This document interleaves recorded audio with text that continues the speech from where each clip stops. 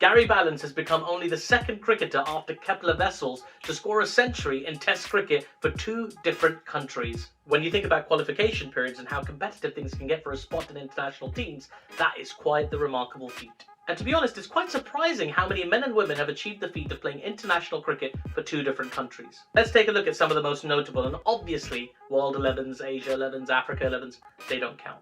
I'm Artif from NawazBall, and these are 10 cricketers who played for 2 international teams. Number 10, Dirk Nannes, Netherlands and Australia.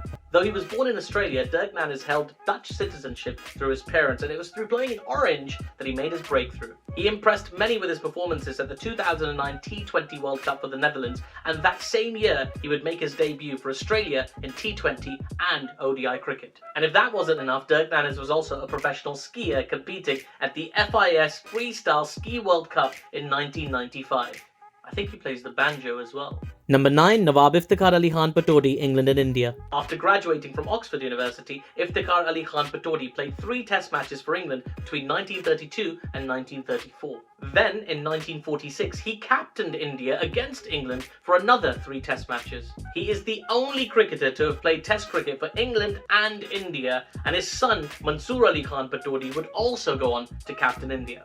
Thus far, they're the only father-son duo to have captained India. We can't be a million miles away from the second. Number 8, David Wiese, South Africa and Namibia. Having played for South Africa between 2013 and 2016, David Wiese made his debut for Namibia in 2021. He was able to do this because his father was born in Namibia, and in doing so he became the 15th men's cricketer to play for 2 different international teams. And the move clearly suited him because in October 2021 he was nominated for ICC Player of the Month. Sometimes the grass is greener on the Namibian side. Sorry. Number 7, Mehwish Khan, Pakistan and Canada. Mehwish Khan played for Pakistan in 2 Test matches and 14 ODIs between 1998 and 2001. Then, 18 years later in 2019, she played 3 T20 internationals for Canada. 18 years later! I mean, that is remarkable.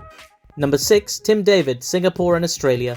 It feels like an age ago now, but the 6'5" T20 superstar that is Tim David made his debut for Singapore back in July 2019. 3 years later, he was announced as being part of Australia's T20 World Cup squad in 2022. At time of recording, Tim David is still only 26 years old. So it feels like Australia and maybe a bunch of other T20 franchises are going to get a lot of value out of the man. Number 5, Jade Dernbach, England and Italy. Hands up who didn't know Italy had an international team before this. No? Just me? I really need to start watching European Cricket Championship. Jade Dernbach played for England between 2011 and 2014. He announced his retirement from international cricket in 2019, and then in 2021 he made his debut for Italy against Denmark. Seriously, why has nobody secured the movie rights to this story yet? Number 4, Luke Ronchi, Australia and New Zealand. The only player to have played for New Zealand and Australia, Luke Ronchi's place in cricketing history is secure. Ronchi made his debut for Australia in June 2008. And in 2013 he made his debut for the country of his birth, New Zealand. And it was New Zealand he would play for all the way through to his international retirement in 2017. Though having said that, many hold out hope for his debut for Denmark any day now. Number 3, Billy Midwinter, Australia and England. Billy Midwinter hasn't just played for Australia and England, he's played for Australia against England and England against Australia. No one else will ever do that again. Billy started his career playing for Australia in 1877, and after 4 Test matches for Australia, he played 4 Test matches for England between 1881 and 1884. Then, he played another 4 Test matches for Australia, playing his final game in 1887. Ah, the 19th century. A simpler time. Number 2, Abdul Hafiz Kardar, India and Pakistan. Abdul Hafiz Kardar is one of only 3 cricketers to have played for India and Pakistan. The other 2 being Amir Elahi and Gul Muhammad. Kardar played 3 Test matches for India pre-partition before later becoming the very first Pakistan cricket captain.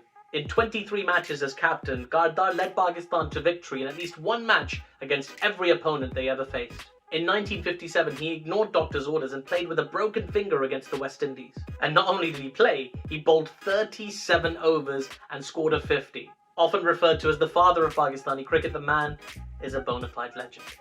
And number 1, Owen Morgan, Ireland and England. Of course it's Owen Morgan. The man won a World Cup, and he's the only player to score centuries for 2 different ODI teams. Owen Morgan played 23 one-day internationals for Ireland between 2006 and 2007. And before he was allowed to transition to England, like all good dungeon masters, England made him pass several tests. He was the 12th man for England's test team. He had a lengthy stint with the England Lions. He was even in something called the Performance Programme Squad, whatever that is. Finally, he was given his England debut in 2009, and the rest, as they say, is history. Widely regarded as England's greatest white ball captain of all time, many English fans are grateful that he made the transition from Dublin to London. And that's our list. Did we miss anyone out? Who's your favourite player to have played for 2 international teams? Let me know in the comments below. Make sure you like, share and subscribe this video. And you can even follow me on Twitter and Instagram here. I'm Adit from NawazBall, and I'll see you in the next one.